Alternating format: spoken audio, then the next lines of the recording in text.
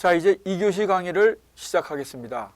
1교시 때 갈등 관계 4가지에서 2번째 경우까지 이제 얘기를 했습니다. 이제 3번째 이제 갈등 관계의 경우는 국제기업의 해외 직접 투자는 막대한 자본이 소요되고 본국에 설치할 수 있는 생산 설비를 해외에 이전함으로써 국내 고용 감소 효과를 유발하고 본국 기업의 기술을 현지에 이전시킨다는 인식으로 인해서 해외 투자 기업과 본국이 갈등 관계에 직면할 수가 있는 것입니다. 또한 어떤 경우에는 비록 본국 정부의 입장에서 볼 때 국제기업의 해외 직접 투자가 국내 경제에 심각한 영향을 미치지 않는다고 판단하더라도 이들 기업이 해고한 생산직 근로자, 노동자업 등 이해 집단의 단체 행동이 발생할 경우에는 정부는 어떠한 조치를 취할 수밖에 없기 때문에 국제기업의 해외 직접 투자에 대한 어느 정도의 통제를 행사하고자 합니다. 자, 이제 4번째 갈등 관계의 경우는 국제기업의 해외 직접 투자는 본국의 자본을 해외에 이전시킴으로 인해서 본국의 국제 수지에 악영향을 줄 수도 있습니다. 즉 부정적인 영향을 미칠 수 있다는 얘기죠. 즉 이들 기업이 해외 자회사와 생산 공장을 설립할 경우에 여기에 막대한 자본이 투입되게 됩니다. 이들 자본의 유출이 본국의 국제 수지에 단기적으로 악영향을 미칠 수는 있습니다.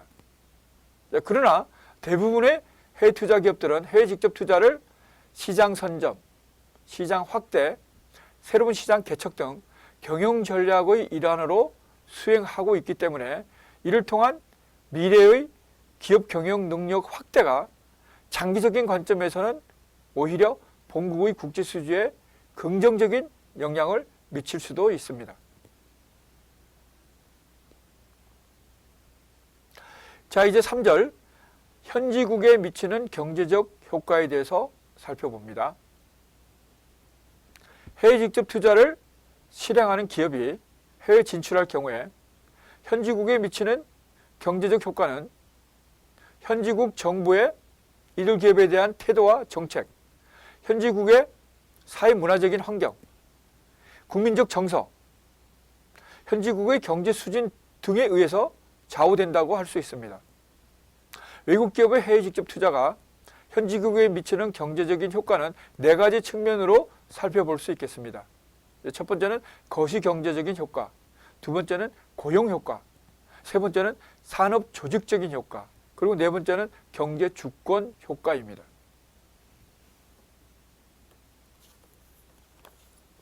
자, 이제 첫 번째 거시 경제적인 효과에 대해서 살펴봅니다. 거시 경제적인 효과는 즉 해외 직접 투자가 현지국에 미치는 거시 경제적인 효과는 긍정적 효과, 부정적 효과 이렇게 또 2가지로 나누어서 살펴볼 수 있겠습니다. 첫 번째 긍정적 효과에 대해서 살펴봅니다. 자, 외국 기업이 직접 투자를 통해서 현지국에 진출할 경우에 외국인 기업이 가지고 있는 자본이 결국 현지국에 이전시키게 되죠. 따라서 외국 기업의 진출을 수용하는 현지국의 입장으로서는 이들 외국 투자 기업의 진출로 인해서 자국의 산업 자본 확대와 함께 제품 공급의 증가가 이루어진다고 볼 수 있겠습니다. 그러나 이는 단기적인 경제 효과로 볼 수 있고 장기적으로는 현지국의 자본이 기업 내부 거래에 의해서 해외로 이전된다는 주장도 제기될 수 있습니다.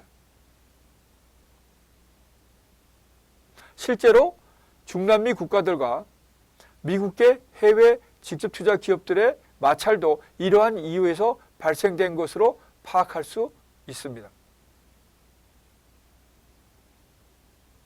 한편 베트남을 비롯한 이 동남아 국가, 중국, 러시아 등은 자국의 부족한 산업 자본을 외국의 자본으로 충당하기 위해서 선진국 기업들의 현지, 즉 자국 내 진출을 추진하고 있는 상황입니다. 이들 국가 중에서도 동남아 현지 국가들은 선진국 기업들의 자국 내 진출을 정부 차원에서 적극적으로 추진하고 있습니다. 또한 이에 따라서 외국 기업의 투자 시에 상당한 특혜를 제공하고 있는 것도 현실입니다. 자, 현지국 기업들이 현지 정보의 보호하에 성장해 왔기 때문에 치열한 경쟁 체제에는 취약하다고 할 수 있겠죠. 뭐 일반적으로요. 그러나 외국 기업의 현지국 진출로 인해서 현지국 기업들과 외국 기업들 간에 경쟁이 심화하게 되고, 이로 인해서 현지국 기업들의 경영혁신, 기술 개발, 자체적인 자본 축적 등의 동기가 유발된다면 현지국 기업들의 국제 경쟁력을 높이는 계기가 될 수도 있겠습니다. 자, 이제 뭐 이런 것이죠. 결국은 자본과 기술이 부족한 상황에서 결국 외국 자본이나 외국 기술을 가지고 있는 기업을 유치하는 것은 어쩌면 필수 불가결한 현실입니다. 자, 우리가 그러면 다 유치한 단계에서는 다 선생님의 학습을 받아야 되고 선생님의 도움을 받아서 우리의 지식 수준이 높아가는 거 아니겠어요? 물론 학교 생활이라는 게 지식의 습득에만 있지는 않습니다만은, 자, 일단 지식의 습득에 국한시킨다면 우리가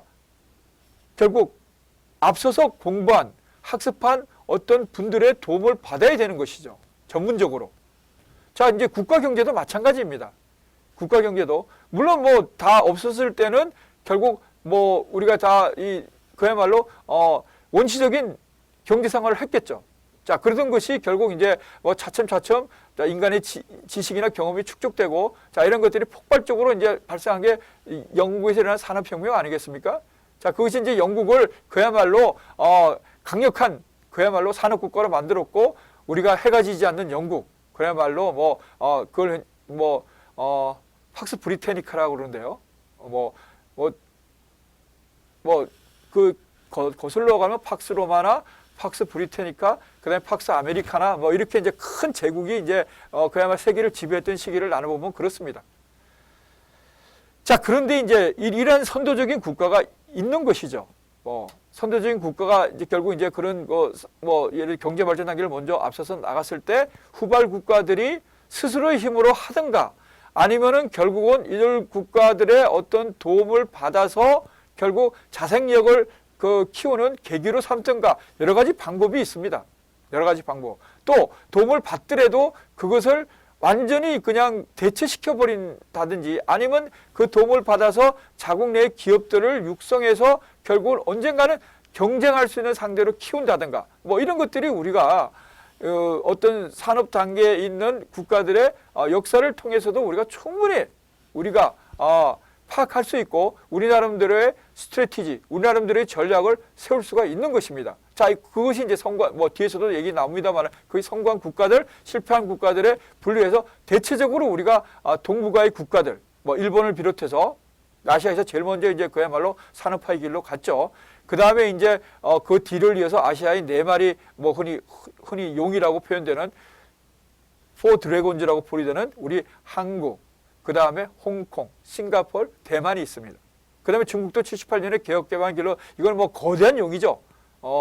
이 중국도 그야말로 잠자는 대륙에서 그야말로 78년에 개혁개방의 길로 들어서면서 오늘날의 그야말로 경제 2위의 세계 대국으로 우뚝 선 그런 것들이 다 결국은 여기에 다 해당되는 것이죠. 자, 그런 기회를 활용해서 성장할 것인가, 도약의 발판으로 삼을 것인가, 그 기회를 맞긴 했지만은 잘못된 정책으로 인해서 결국은 폐쇄의 길로 갈 것인가, 이건 역사가 얘기해 주는 것이죠. 물론 그 선택은 그 해당 국가의 시민이나 국민이 하는 것입니다. 근데 안타까운 일들은, 자, 그런 선택을 해서 계속 그야말로 침체에 들어가고 발전하기는커녕 오히려 쇠퇴하고, 그래서 외국에 손을 벌리게 되고, 즉 빚을 지게 되는 것이죠. 국가라는 것은 과거에 제국지 시대는 침략을 해서 없어지기도 했습니다만은 흡수되기도 하고, 그렇습니다. 지금의 뭐 2차 세계대전 이후에 유엔이 설립되고서부터는 그야말로 무력에 의한 침탈은 허용되지 않고 있지 않습니까? 일반적으로. 자, 그렇다면 국가가 없어지는 건 아니죠. 스스로 소멸하기 전에는. 누가 강제로 없앨 수 있는 건 아니죠. 자, 그렇다면 국가는 그러기 전에는 이제 생존하는 것인데, 결국 그렇게 되면은 결국 국제사회로부터의 차입을 받게 되는 것이죠. 즉 빚을 지게 되는 것이죠. 그 빚을 졌다면 그걸 이제 갚아나가면 문제가 없는데, 빚을 갚아나가니 그냥 오히려 더 늘어난다든가 일시적으로 갚았다가 다시 또 그런 길을 밟는다든가 이런 경우가 우리 경험에서 사례에서 많이 찾아볼 수가 있습니다. 자, 그렇다면 그런 거에서 교훈을 얻어야 되겠죠. 뭐 저는 이제 국가 얘기를 주로 기업 얘기를 하고 있습니다만은 개인도 마찬가지죠. 개인도. 이 얘기도 뭐 제가 처음 하는 얘기는 아닐 겁니다. 우리 개인도 마찬가지라고 봐요. 개인도 결국 뭐 잠시 어려운 상황에 경제적으로 처할 수는 있겠습니다만 그걸 극복하고 더 앞으로 나아가야 되겠죠. 흔히 그게 이제 단독이라면은 자기 개인의 불행으로 끝나겠지만 더군다나 가족이라는 그 테두리 내에 있을 때는 그건 각자의 역할에서 상당히 이제 그 중요한 영향을 가족 구성원에게 미칠 수 있는 것이죠. 그래서 이런 것들을 정말로 잘 생각해서 결국 이제 우리가 지금 우리가 이 학습하는 이런 것들도 그냥 뭐 남의 사례를 보고 남의 기업, 남의 국가 사례를 보고 그냥 끝날 것이 아니고 항상 자기한테 결국 적용해야 된다는 것이죠. 그래서 우리가 어차피 뭐 사회생활을 하게 되고 경제적인 생활을 하게 될진데 결국은 그것들을 결국 나름대로 자신이 처한 상황에서 효과적으로 효율적으로 잘 하기 위해서 우리가 이런 학습을 자기한테 체화시켜야 된다는 것입니다. 자기한테 적용시켜야 된다는 것입니다. 그래야지 이제 학습에 그야말로 의미가 있지 않겠어요? 뭐 저는 이제 그런 의미에서 여러 번 제가 이런 그 수업 중에 이런 것들을 여러 번 얘기하는 이유는 바로 그것이 결국 뭐 공부의 목표가 결국은 우리가 결국 사회생활 하는 데 있어서 보다 더 잘하기 위한 어떤 지식의 습득에만 있는 것은 아닌 것이죠. 그 외에 또 우리가 사회인으로서 자기 위치에서 가지고 있는 역할들이 있습니다. 그 역할들을 뭐 책임과 의무와 또 일정 권리도 있겠죠. 이런 거 하에 잘하기 위해서 결국 우리가 총체적으로 이런 것들을 잘 판단해서 습득해야 되고 또 가르치는 사람은 그게 뭐 중고등학교든 대학이든가 여긴 대학이니까 가르치는 자는 교수는 그런 것들을 잘 학생들에게 주지시켜야 한다는 것이죠. 물론 나름대로의 인생관이나 가치나 철학은 있습니다. 그러나 그것들이 다 공통으로 추구하는 바는 결국은 본인의 행복 아니겠어요. 그죠? 본인의 행복이 있지인데 결국 그런 것들이 잘 생활을 잘 할 때 그 행복도 결국 다가갈 수 있다고 보는 것이죠. 자, 다시 이제 교재로 오겠습니다.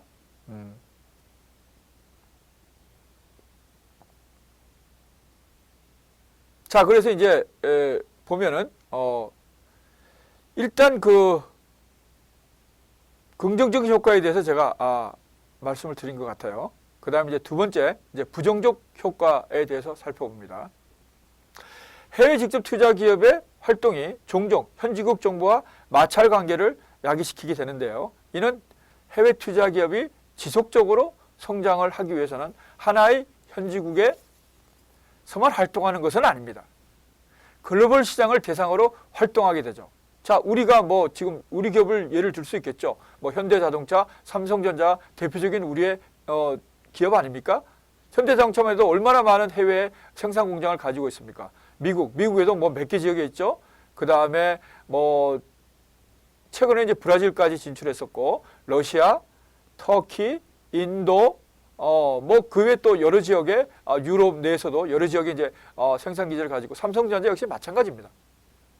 그렇기 때문에 하나의 어떤 국가에만 진출하는 건 아니죠. 그래서 다수의 국가에서 이제 활동하게 됩니다. 그래서 특정 지역에서의 이익만이 아닌 기업 전체적인 이익을 추구하기 때문에 자국 경제만을 중시하는 현지국의 입장에서는 결국 대조적인 관계를 형성할 수 있죠.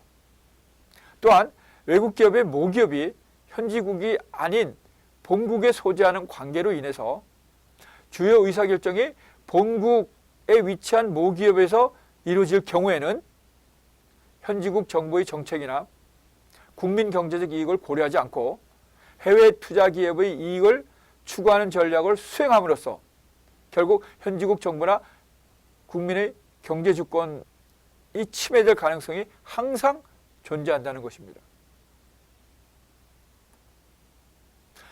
현지국의 산업 기반이 취약할 경우에는 현지국 기업들은 외국 기업과의 경쟁에서 낙오될 가능성이 커지게 됩니다. 이로 인해서 결국 현지국의 산업이 외국 기업들 때문에 자국의 경제가 종속화되는 현상이 유발되고 예측될 수 있습니다.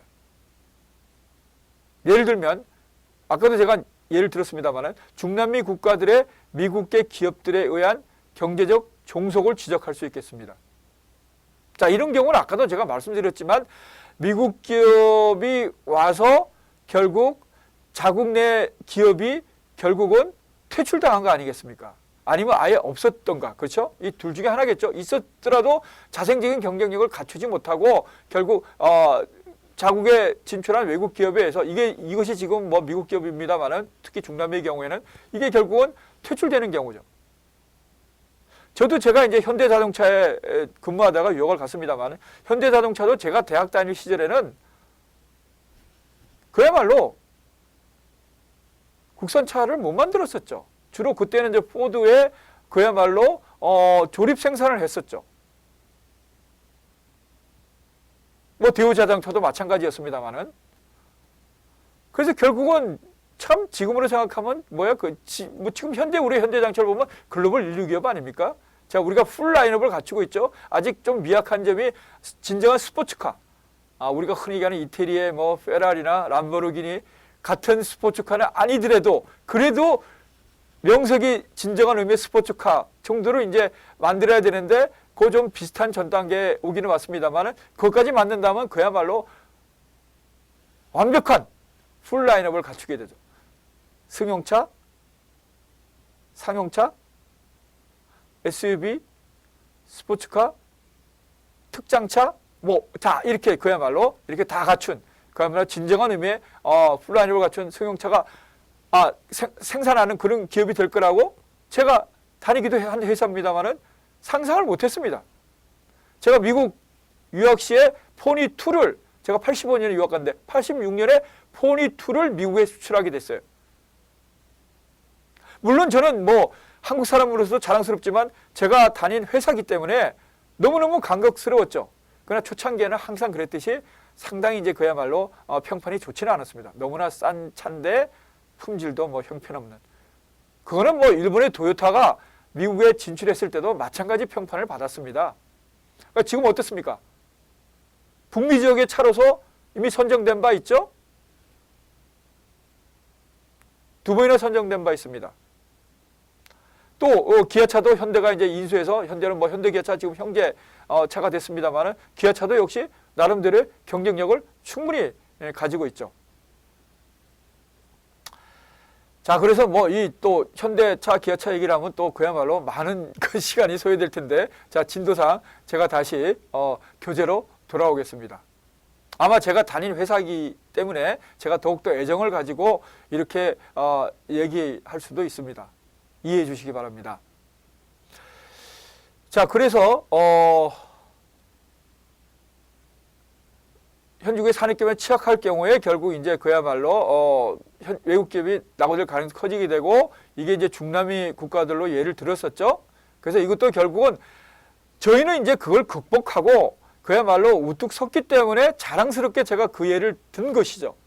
근데 그야말로 이제 중남미를 얘기할 때는 대체적으로 그야말로 우리가 자랑스러워하는 물론 이런 제조, 뭐 자동차, 전자, 조선, 기타 이제 또 세분에 들어가면 반도체, 디스플레이, 이런 기업들이 우리가 그렇게 세계적인 경쟁을 가진 기업을 찾기는 힘듭니다.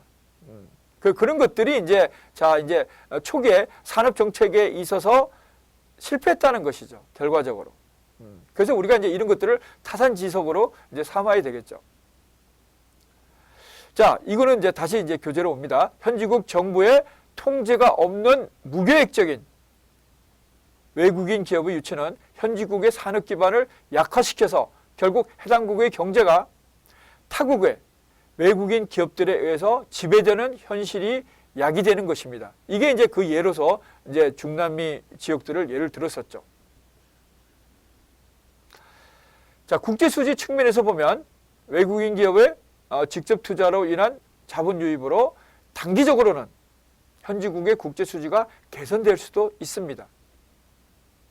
그러나 장기적으로는 원리금의 상환 문제라든가 이익 배당과 로열티 등의 상환, 현지 투자 기업에 의한 외국으로부터의 자본재, 중간재, 원자재 수입 증가 등으로 국제 수지는 악화될 가능성도 존재하는 것입니다.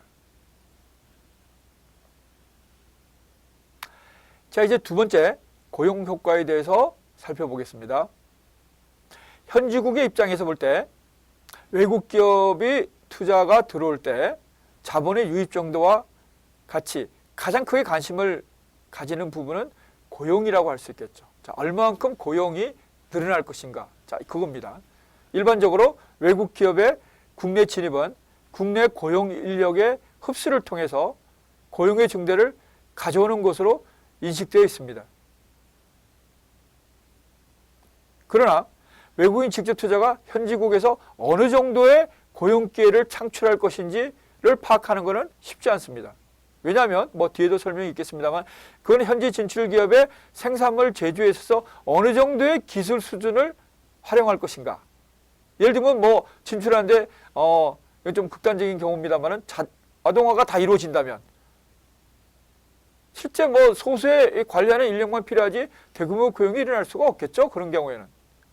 자, 이거는 뭐 제가 좀 이제 극단적인 예를 들었습니다만 이제 그렇지 않더라도 이제 그 진출 기업이 현지에서 어느 정도의 기술 수준을 가지고 경영에 임할 것인가, 즉 생산에 임할 것인가, 여기에 이제 달려 있다는 얘기입니다. 자, 우리가 이제 뭐 이 자료에 보면 그림 16-1이 있죠. 자, 그걸 이제 여러분들은 보세요. 거기서 알 수 있듯이 현지국은 외국 자본의 진출로 인해서 직간접의 고용 창출 효과를 기대할 수 있습니다. 그러나 이는 대체 관계에 있는 현지 산업의 고용 기회를 감소시키고 현지의 노동 집약적 생산 양식을 자본 집약적 생산 양식으로 전환시킴으로써 일자리 수 자체를 감소시키는 부정적 효과도 조금 전에 설명했듯이 동시에 발생할 수 있습니다. 자, 그러면 그림 16-1을 보시면 해외 직접 투자의 현지 고용 효과를 이제 뭐 간략하게 이제 분류해 놨습니다. 고용 창출 효과도 있지만 고용 감소 효과도 있죠. 자, 고용 창출 효과는 두 가지로 있습니다. 직접적인, 간접적인. 그러니까 우리가 이걸 뭐 직간접적으로 이렇게 발생시킨다고 하죠. 자, 그러면 간접적인 것도 거시경제적인 거냐, 전후방 고용 창출 효과냐, 뭐 이런 겁니다. 고용 감소 효과는 시장 퇴출적 고용 감소 효과냐, 산업 대체적 고용 감소 효과. 이렇게 또 두 가지로 나눠볼 수 있겠습니다. 자, 그림 16-1은 해외 직접 투자의 현지 고용 효과를 한번 분류해 봤습니다. 자, 이제 고용 창출 효과에 대해서 한번 살펴봅니다. 외국 기업이 현지국에 진출할 경우에 생산 공장이나 법인을 설립해서 생산과 경영 관리에 필요한 현지 인력을 채용함으로써 직접적으로 신규 일자리를 창출하게 되면 이미 뭐 우리가 다 알 수 있습니다. 이를 이제 직접적인 고용 창출 효과라고 하죠. 우리가 조금 전에 이제 그림 16-1에서 살펴보았듯이. 근데 이런 직접적인 고용 창출 효과는 주로 외국 기업의 투자에 우호적인 태도를 취하는 국가들의 경우 그 비중이 높게 나타납니다. 예를 들면 태국이라든가 필리핀, 베트남 등 이 동남아 국가들이 외국 기업의 투자에 대해서 우호적인 태도를 취하고 있는데 이러한 국가의 저임 노동력을 활용하고자 하는 외국 기업의 진출이 급속히 확대됨으로써 현지인 고용이 증대되고 있는 것입니다. 최근에 우리는 뭐 뒤에 또 뭐 말할 기회가 있겠지만 이제 뭐 더 이상 이제 중국이 우리의 경공업이나 우리의 어떤 그동안 뭐 2000년대 이전에 진출했던 그런 기업들이 더 이상 이제 수익을 내기는 어려운 상황이에요. 저도 뭐 중국을 뭐 수십 차례 왔다 갔다 했습니다만은 가서 직접 이제 확인도 한 그런 경우가 있습니다만은 상당히 그야말로 초기에 유리했던 그런 조건들이, 초기에는 이제 중국이 개혁개방할 때 자본 없죠, 기술 없죠, 뭐 전문 인력도 없으니까 그야말로 상당히 우호적인 어떤 인센티브도 제공하면서 외국 기업들을 유치했습니다. 그러니까 뭐 그야말로 이상적인 투자 국가였죠. 외국 기업의 입장에서는. 정부가, 중국은 뭐 정치 체제상 공산주의 국가 아닙니까? 그러니까 정부가 상당히 이제 그런 통제력을 발휘할 수 있는 것이죠. 지금 어떻게 됐습니까? 중국이 점점 이제 그야말로 산업구조가 고도화되고, 그 다음에 여러 가지 이제 뭐 이 근로자에 대한 권리도 결국 이제 강화되고, 임금도 올라가고, 자, 그럼에 따라서 초기에 가졌던 그런 이제 유리한 조건은 상당히 이제 퇴색되었습니다. 자, 지금 이 얘기는 제가 또 3교시 때 추가적으로 설명드리겠습니다. 2교시 강의를 마칩니다. 3교시 때 뵙겠습니다. 수고했습니다.